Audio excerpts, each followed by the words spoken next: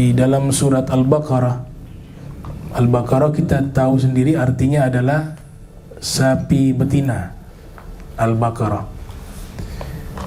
Wa al-mufassirun aktsaruhum yaqulun, mayoritas ulama-ulama tafsir mereka mengatakan dinamakan surat tersebut surat Al-Baqarah karena ihya'an dzikra kisah Al-Baqarah wa Nabi Musa alaihissalam, karena menghidupkan cerita inti di dalam surat tersebut yang mengisahkan tentang sapi betina dan juga Nabi Musa alaihissalam. Nah, sehingga dinamakan surat tersebut surat Al-Baqarah. Tapi sebenarnya intinya bukan di situ. Kenapa tidak dipilih kambing atau ibil, unta, yang dipilih bakar, sapi? Dan ini berkaitan dengan kisah Nabi Musa. Ya, di masa beliau ada orang dibunuh karena masalah warisan. Nah, yang membunuh ini dia termasuk keluarga daripada orang yang dibunuh. Maka mereka mengadukan masalah ini kepada Nabi Musa dan Allah wahyukan caranya adalah menyembelih seekor sapi betina yang nanti bagian tubuh sapi betina itu dipukulkan kepada si mayit akan hidup dan menunjukkan siapa pelakunya.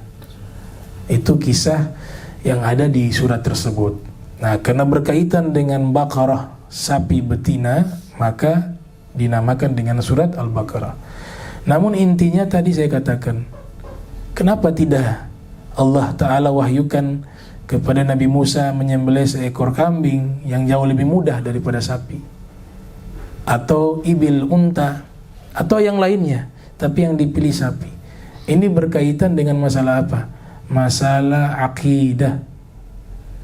Jadi banyak sekali di masa itu, sampai saat ini masih ada yang masih meyakini Tuhan itu sapi. Ya, sehingga di mana tempat waktu itu, termasuk di Mesir, punya keyakinan bahwa sapi itu adalah Tuhan. Kalau sampai sekarang agama Hindu juga meyakini hal yang sama.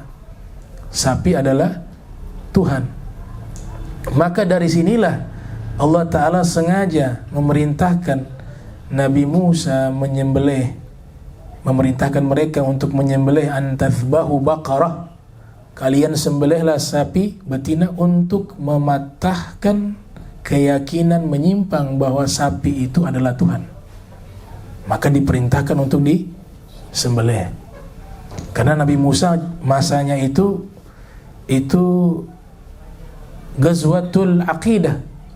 Di masanya Nabi Musa itu perang akidah.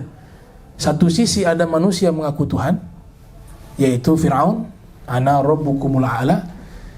Di satu sisi di Yunani muncul dewa-dewa. Di satu sisi ada yang meyakini agama gelap, agama terang, yaitu Zoroaster. Di satu sisi juga ada yang meyakini bahwa sapi itu adalah Tuhan. Makanya Samiri membuat ijl, ya, ittakhadhu ijla. Mereka menjadikan anak sapi itu sebagai Tuhan. Nabi Musa marah waktu itu, karena inilah yang mendominasi ya keyakinan mereka pada waktu itu, yaitu sapi sebagai Tuhan. Maka Allah Ta'ala perintahkan untuk menyembelih sapi tersebut, untuk memberitahukan kepada mereka bahwa sapi itu bukan Tuhan. Buktinya bisa disembelih. Nah, dan sampai sekarang di Kudus, itu daerahnya yang dimana dahulu para wali songo, ya, mereka tidak menyembelih sapi di situ untuk siasatu dakwah. Dan sampai sekarang jadi tradisi di Kudus itu, kalau hari raya Idul Adha yang mereka sembelih bukan bakar tapi jamus, yaitu kerbau. Itu untuk menjaga tradisi tersebut. Nah, dalam fikih ya kerbau masuk juga kepada jenis sapi, sebagaimana domba masuk jenis kambing, sehingga hal itu tidak masalah. Itu historisnya adalah karena sapi dianggap sebagai hewan sakral, sebagai Tuhan, karena mengakar tuh keyakinan Hindu di wilayah tersebut, sehingga Wali Songo waktu itu mereka menginstruksikan untuk mengganti sapi dengan kerbau. Nah, itulah kenapa alasan memilih sapi di kisah Nabi Musa. Ya, disembelih, ambil anggota tubuhnya, dipukul kepada si mayit hidup. Awalnya sederhana, tapi mereka banyak bertanya. Beginilah orang-orang Yahudi. Kathratu masailihim wa ikhtilafuhum ala anbiyaihim. Banyak bertanya, banyak berselisih kepada nabi-nabi mereka.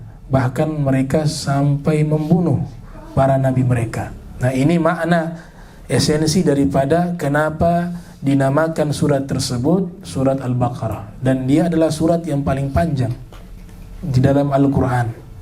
Ya, antara surat Al-Fatihah dengan Ali Imran. Dan ini surat istimewa.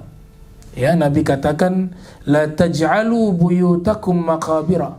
Jangan kalian jadikan rumah kalian seperti kuburan. Fa inna syaitana la yanfiru minal baitil ladzi tuqra'u fihi suratul Baqarah. Sesungguhnya syaitan akan lari menjauh pada rumah yang di dalamnya dibacakan surat Al-Baqarah. Jadi istimewanya di dalam surat Baqarah, di situ juga ada ayat kursi. Ya, di surat Baqarah juga membahas ahkam syariah, hukum-hukum syariat dibahas di dalam surat Al-Baqarah. Tafsiran yang dimaknai oleh ulama-ulama tafsir ketika memaknai antasbahul Baqarah itu sama dengan penjelasan-penjelasan para ahli sejarah ketika mengkisahkan daripada kisah Nabi Musa. Ya, seperti Ibnu Katsir dalam kitab Qasasul Anbiya, seperti Al-Imam Ibnu Athir, Imam Ibnu Zawzi, Al-Baghdadi dalam kitab Al-Muntazamnya, dan Al-Imam At-Tabari yang lahir tahun 224 Hijriah, wafat 310 Hijriah dalam kitabnya Tarikhul Umami wal Muluk, hampir sama persis ketika menceritakan tentang kisah Nabi Musa dan kenapa dinamakan surat Al-Baqarah dengan kata Al-Baqarah, yaitu sapi betina. Tapi kalau ulama sufi tafsirannya berbeda. Ya. Makna antasbahu Al-Baqarah di situ artinya adalah kalian menyembelihlah sifat-sifat hewani yang ada dalam diri kalian. Kalau kalian ingin dekat dengan Allah, kalian harus sembelih semua sifat-sifat hewani yang ada di dalam diri kalian. Itu termaktub dalam kitab Iqadhul Himam ala Syarhil Hikam, ya, membahas tentang masalah tersebut. Kemudian Imam Al-Ghazali yang lahir tahun 450 Hijriah, wafat 505 Hijriah, beliau menjelaskan dalam kitab Kimia Sa'adah, ya, bahwa di dalam tubuh kita manusia itu ada 4 unsur. Unsur yang pertama disebut dengan sifatul asyiba', ya, unsur sifat hewan buas. Manusia kalau sifat ini lebih dominan, maka dia lebih buas dari hewan. Sebuas-buasnya hewan, kita sebut saja misalnya macan atau singa, itu dia tidak memakan anaknya, tidak membunuh anaknya. Padahal dia diberikan insting sebagai hewan buas, tapi dia tidak pernah membunuh anaknya. Hukum normalnya seperti itu. Tapi kita lihat ketika manusia sifat hewan buasnya lebih dominan, anak dibunuh. Atau sebaliknya, ya, orang tua dibunuh oleh anak. Itu berarti apa? Di jiwanya itu unsur hewan buas lebih kuat di dalam dirinya. Itu yang dimaksud sembelih hewan itu. Sifat hewan itu harus disembelih. Yang kedua namanya sifatul bahaim. Di dalam diri manusia ada sifat hewan ternak, yaitu hanya terbatas kepada kepuasan biologis. Hidupnya hanya apa?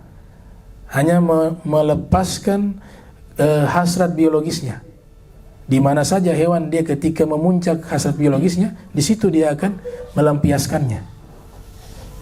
Makan, hanya sebatas makan hewan. Hidupnya sebatas makan, kawin, tidur. Nah, sifat manusia jangan sampai seperti itu. Ya, sifat manusia kalau mau mulia dia harus sembelih sifat itu. Jangan sampai dia masuk kepada sifatul bahaim. Yang ketiga, kata Imam Al-Ghazali, sifatus syayatin. di dalam diri manusia ada potensi unsur sifat syaitan. Syaitan itu disebutkan di dalam Al-Quran, ya'murukum bil fahsya, sering mengajak orang melakukan perbuatan keji. Kemudian ya'idzukumul faqra, sering takut akan kefakiran dan memberikan orang rasa takut akan kefakiran. Itu sifat-sifat syayatin. Nah, yang keempat inilah layaknya seorang mukmin, dia memiliki unsur sifat tersebut, yaitu sifatul malaikah, sifat malaikat, ya, suci, bersih. Kemudian dia sudah menyembelih seluruh potensi sifat-sifat hewani, baik sibai, baik al-bahaim ataupun syayatin. Kalau dia sudah sembelih semuanya, baru dia masuk ke namanya sifatul malaikah. Itu maksud tafsiran antafbahu al-baqarah. Nah, ini pemaknaan secara sir min asrarillah, ya, daripada rahasia ilmunya Allah Ta'ala. Allah berikan kepada ta'ifah minal asfiyah, ya, sekelompok daripada para sufi. Ada satu kitab berjudul Al-Imamah wa Siyasah, ya, ditulis oleh Imam Ibnu Qutaybah. Al-Imamah wa Siyasah. Kalau tadi Nabi Musa itu sapi disembelih kemudian dipukulkan kepada si mayit itu hidup. Kemudian dia tunjuk pelakunya. Nah, syariat Nabi Musa dianggap ini sebagai satu saksi sudah cukup untuk diberikan hukuman kepada yang terdakwa. Tapi di syariat Nabi Muhammad sallallahu alaihi wasallam, di dalam Al-Quran disebutkan wa ashhidu dzawai adlin minkum, ambillah saksi 2 orang yang adil di antara kalian. Jadi kalau syariat Islam 2 orang saksi, kalau syariat Nabi Musa 1 orang saksi. Namun Imam Ibnu Qutaybah menceritakan di zaman Nabi sallallahu alaihi wasallam terjadi di kota Madinatul Munawwarah ada seorang jariyah, ya, budak wanita tapi mukminah. Dia beriman kepada agama Islam yang dibawa oleh Nabi sallallahu alaihi wasallam. Waktu dia berjalan di satu tempat, dia membawa harta. Tiba-tiba ada seorang Yahudi melihat itu, akhirnya dibunuh jariyah tersebut. Diambil hartanya dan dibunuh. Waktu itu tidak ada yang menyaksikan hal itu. Setelah dibunuh, dibiarkan jenazah itu tergeletak seperti itu. Kemudian ditemukan oleh orang, dan mereka tidak ada yang menjadi saksi mata waktu itu. Siapa yang membunuh ini wanita yang mukminah ini? Maka diadukan masalah ini kepada Nabi Muhammad sallallahu alaihi wasallam. Kemudian diantarkan, Nabi perintahkan, Nabi instruksikan untuk jenazahnya dibawa di hadapan Nabi sallallahu alaihi wasallam. Setelah itu jenazah itu telah dibawa di hadapan Nabi sallallahu alaihi wasallam. Nabi perintahkan dikumpulkan orang-orang yang ada di wilayah tersebut, dikumpulkan mereka. Ternyata termasuk ada pembunuhnya, orang Yahudi tersebut. Maka Nabi tidak repot lagi harus pakai cari sapi. Rasulullah tidak butuh itu. Nabi tidak perlu lagi pakai syarat ini, syarat itu. Nabi hanya mengisyaratkan dia untuk bangun, dia bangun itu wanita jariyah. Terus Nabi tanya, siapa yang membunuhmu? Dia tunjuk, itu orang Yahudi itu. Setelah itu dia kembali mati lagi. Nah, ini masalah jadi problem dalam masalah fikih.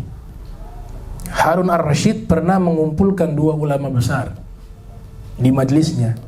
Yang satu muridnya Abu Hanifah dan jadi tokoh ulama yang menyebarkan mazhab Hanafi, yaitu Al-Ghazali Abu Yusuf. Kemudian ulama lainnya yang hadir Imam Malik bin Anas, ya, yang kita kenal sebagai imam besar dalam hadis dan fikih.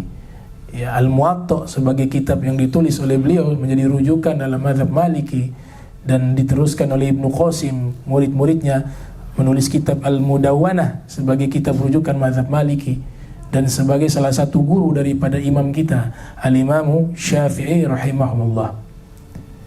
Di saat itu Harun ar-Rasyid bertanya kepada Imam Malik, ini cerita yang dimana Nabi hidupkan satu orang jariyah saksinya kan hanya satu.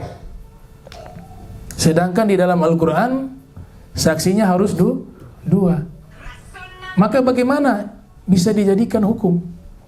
Sedangkan Nabi Sallallahu Alaihi Wasallam pada waktu itu meminta hanya saksi dari jariyah, satu orang saksi. Itu pun sudah meninggal. Dalam Al-Quran disuruh datangkanlah dua saksi yang adil. Maka bagaimana ini? Ditanyalah masalah ini kepada Ghadi Abu Yusuf.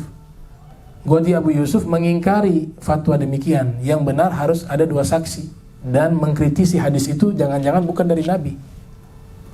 Sedangkan Imam Malik meyakini bahwa itu adalah hadis yang disaksikan oleh para ruwat, para periwayat, dan absah, valid daripada sanad dan isinya. Maka diajaklah Harun Rasyid mengajak Imam Malik, kalau begitu nanti ketemu Ghadi Abu Yusuf, kalian dialog tentang hukum ini. Imam Malik menolak, saya tidak mau. Bukan karena takut, Imam Malik memilih murid saya saja yang hadapi. Namanya Mughirah ibn Abdurrahman. Waktu itu Harun ar-Rasyid ini, mereka adalah orang-orang yang punya rasa fanatisme juga terhadap suku mereka. Mereka suku Quraisy. Imam Malik mengatakan Al-Mughirah bin Abdurrahman Al-Makhzumi, ia adalah seorang pemuda dari suku Quraisy. Maka Harun ar-Rasyid tertarik. Kalau begitu baik, nanti panggil dia datang ke sini, saya hadirkan Al-Ghadi Abu Yusuf untuk dialog tentang masalah hukum ini. Maka dibuatlah janji. Tiba waktunya, datanglah Al-Mughirah ibn Abdurrahman Al-Makhzumi, dan juga sudah hadir Al-Ghadi Abu Yusuf. Perlu diketahui Al-Ghadi Abu Yusuf ini murid kesayangannya Imam Abu Hanifah. Ia menjadi ulama rujukan di masa Daulah Abbasiyah, khususnya di masa Harun ar-Rasyid. Sehingga sistem negara tentang tata kelola keuangan negara yang dimiliki oleh Daulah Abbasiyah itu menggunakan kitabnya. Kitabnya beliau Al-Kharraj, kitab tentang tata kelola keuangan negara pertama di dunia, ditulis oleh beliau Al-Ghadi Abu Yusuf. Tibalah waktunya berhadapan Al-Mughirah bin Abdurrahman dengan Al-Ghadi Abu Yusuf. Kemudian Al-Ghadi Abu Yusuf mengatakan bahwa tidak benar kalau meminta satu saksi untuk memvonis orang membunuh. Riwayat yang kalian riwayatkan itu diragukan oleh saya. Kata Mughirah bin Abdurrahman, wahai Al-Imam Ghadi Abi Yusuf, kalau bagi kami riwayat tersebut riwayat yang valid, diterima. Sekarang begini saja, anggaplah ini riwayat valid, dan itu adalah Al-Quran juga, firman jelas dua saksi. Prakteknya Nabi Muhammad satu saksi. Maka saya bisa menjawab itu. Kata Mughirah bin Abdurrahman, yang pertama saya menjawab, hukum yang Nabi gunakan waktu itu bukan hukumnya Nabi Muhammad, karena yang membunuh orang Yahudi. Maka Nabi saking alimnya, Nabi berhukum sesuai dengan sukunya dia, syariatnya dia, sukunya dia. Nabinya adalah Nabi Musa. Maka Nabi berhukum dengan kisah yang sama. Ketika Nabi Musa memukul jenazah tersebut, kemudian jenazah tersebut bangkit dan menunjuk pelakunya, dijadikan hukum itu sudah cukup satu orang. Jadi Nabi menggunakan hukumnya Nabi Musa. Itu yang pertama. Atau jawaban yang kedua, kalau Nabi lakukan sesuatu, sedangkan ayat tersebut mengatakan sesuatu yang berbeda dengan apa yang Nabi lakukan, jelas hal itu tidak mungkin terjadi. Kalaupun terjadi, itu khususnya untuk Nabi Muhammad. Karena Allah perintahkan taat bukan hanya kepada Allah, tapi taat tersebut tidak pernah terpisah. Taat juga kepada Rasulullah Muhammad sallallahu alaihi wasallam. Atiullah wa atiur Rasul. Maka taat ini tidak bisa dipisah. Sekarang Nabi sudah melakukan, maka yang diikuti apa yang dilakukan oleh Nabi Muhammad, itu pun khususnya untuk Nabi Muhammad. Kemudian yang saksi dua orang untuk selain Nabi Muhammad. Jadi tidak ada yang kontradiksi. Kalau Al-Quran mengatakan dua orang saksi bisa menuntut pelaku pembunuh, itu tidak salah, benar. Itu khitabnya kepada siapa? kepada umat Islam secara umum. Tapi ketika Nabi mau membuat satu saksi, dua saksi, tiga saksi, empat saksi, atau tanpa saksi sekalipun, maka hal itu bisa berlaku menjadi hukum jika dilakukan oleh Nabi Muhammad sallallahu alaihi wasallam. Makanya Al-Imam Syekh Abdul Wahab Asy-Sya'rani, ya, yang lahir tahun 898 Hijriah, wafat 973 Hijriah, dalam kitabnya Al-Mizanul Kubra, ia mengatakan hukum syariat itu ada 3 macam. Ada yang murni dari Allah, Nabi sisa laksanakan. Aqimis sholata li dzikri, ya sudah Allah nyatakan begitu, Nabi laksanakan dan Nabi perintahkan untuk diamalkan. Itu syariat yang pertama, murni wahyu. Yang syariat yang kedua bukan dari Allah, tapi keinginan pribadi Nabi. Ketika Nabi menginginkan sesuatu dan sesuatu itu Nabi ingin jadikan sebagai hukum khusus untuk beliau ataupun orang lain sekalipun, maka keinginan Nabi pasti akan digabulkan oleh Allah Ta'ala menjadi hukum, walaupun belum ada wahyu sebelumnya. Kasus yang terjadi banyak, bukan hanya 1 2, ada banyak diantaranya, ya. Nabi pernah mengatakan jangan berikan nama anak kalian dengan nama Abul Qasim dan Muhammad, itu haram. Jadi Abul Qasim gunyah, namanya Muhammad, ini anak, kita kasih nama laki-laki, anaknya kita berikan nama Muhammad, kemudian gunya Abul Qasim, itu haram. Dan itu semua sahabat paham apa yang Nabi sampaikan. Makanya tidak ada yang berani menamakan Muhammad Abul Qasim. Haram. Tapi di satu sisi, di zamannya Imam Ali bin Abi Thalib, ketika Sayyidah Fatimah Zahra alaihissalam meninggal dunia, beliau menikah lagi dengan namanya Khawlah.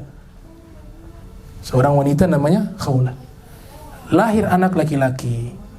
Imam Ali memberikan nama Abul Qasim Muhammad. Padahal tadi kan dilarang. Maka beberapa sahabat protes, itu nama anakmu siapa? Abul Qasim Muhammad. Nabi haramkan. Semua sahabat paham itu. Kata Imam Ali apa? Kalau untuk saya tidak haram. Kenapa? Ada saksi-saksinya. Mana dipanggil saksinya? Kalian masih ingat waktu dahulu Nabi masih hidup sallallahu alaihi wasallam, kita pernah duduk bersama Nabi sallallahu alaihi wasallam, kemudian Nabi sendiri yang mengatakan, wahai Ali, nanti kau punya anak laki-laki, kau menikah dengan wanita yang lain, bukan dari putriku. Nah, kalau sudah punya anak laki-laki dari wanita lain tersebut, Nabi sebutkan sukunya, namanya. Anak laki-laki itu lahir, kau berikan nama kepadanya Muhammad dan berikan gunya kepadanya Abul Qasim. Abul Qasim Muhammad. Itu khusus untukmu. Nah, itu keinginan apa? Pribadi Nabi. Nabi punya keinginan. Ada juga namanya Salim. Salim tinggal di rumah ibu angkatnya. Salim sudah dewasa, tapi Salim hafal Al-Quran, orang yang soleh. Suaminya Fatimah namanya, ini suaminya sering pergi dagang keluar. Otomatis di rumah hanya ada Salim dengan ibu angkatnya, namanya Fatimah. Karena dua-duanya orang baik, punya sifat wara', tidak enak nih, bukan mahram satu rumah. Maka dilaporkanlah masalah ini kepada Nabi Muhammad SAW, yang melapor Fatimah. Ya, dia lapor, ya Rasulullah, saya satu rumah dengan Salim. Nabi kenal Salim. Kalau suami saya pergi, di rumah hanya kami berdua, sedangkan kami bukan mahram. Kami angkat dia sebagai anak angkat saja, sebatas itu. Tapi tidak mungkin merubah menjadi mahram. Bagaimana solusinya, wahai Rasulullah? Pada waktu itu Fatimah baru melahirkan anak. Apa kata Nabi? Kamu baru melahirkan anak, kata Nabi. Iya benar. Baik. ASInya kamu tuangkan di satu wadah, satu gelas. Kemudian perintahkanlah Salim untuk minum, maka dia jadi mahrammu. Ini hukum tidak berlaku bagi kita. Yang jadi mahram itu harus 2 tahun ke bawah dia minum ASI, bukan sudah tua bangka. Ya, harus 2 tahun ke bawah.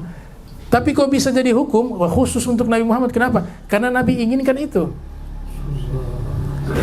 Walaupun wahyunya tidak ada, Nabi inginkan itu. Allah Ta'ala mengiyakan apapun keinginan Nabi Muhammad.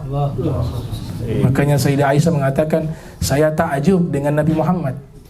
semua yang terlintas di benaknya belum diterjemahkan dengan doa dan lisan, sudah Allah kabulkan. Bagaimana jika diterjemahkan dengan doa dan lisan? Nah, itu hukum kedua tuh. Hukum syariat yang ketiga, bukan dari wahyu, bukan dari keinginan Nabi, tapi daripada keinginan orang lain. Orang lain maunya begini, Nabi lihat maslahat, ya Nabi tetapkan. Contohnya sangat banyak.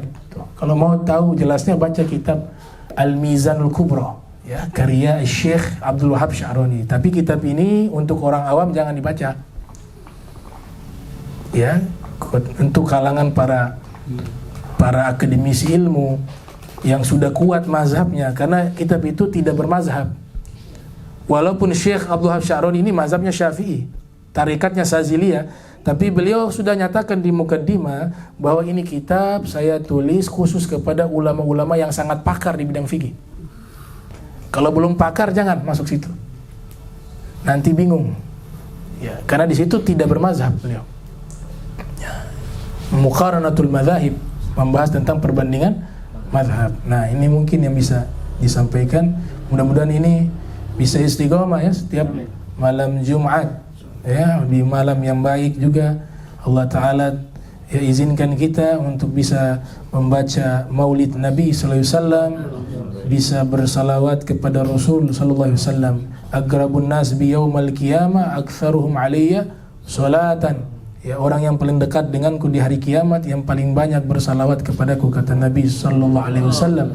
Wa fir riwayah inna awlan nas bi yaumal qiyamah aktsaruhum alayya salatan. Di satu riwayat menggunakan lafaz aula, ya, yang paling utama, paling dekat, itu maknanya sama ya dengan memperbanyak salawat dan salam kepada Nabi Sallallahu Alaihi Wasallam. Apalagi di malam Jumat itu khusus. Ya, kalau malam-malam lain kita salawat dibawa oleh malaikat, ya. Tapi kalau malam lain itu hanya sekedar disampaikan begitu saja. Tapi kalau malam Jumat itu malaikat sebut bukan hanya yang bersalawat, nama ayahnya, nama kakeknya, nama buyutnya disebut semuanya. Ini salawat dari fulan, ayahnya fulan itu. Bahkan ditampilkan wajahnya. Tuh, kalau malam Jumat. Kalau malam-malam lain hanya sekedar ini ada fulan ngasih salam kepadamu, berikan salawat dan salam kepadamu. Tapi kalau malam Jumat, ya Rasulullah, ini fulan bin fulan bin fulan bin fulan bin fulan, entah berapa banyak tuh, ia bersalawat kepadamu. Ini mukanya, ditunjukkan layarnya. Itu, ini mukanya. Ya, mudah-mudahan Allah Ta'ala berikan kita dapat syafaat Nabi Muhammad Sallallahu Alaihi Wasallam.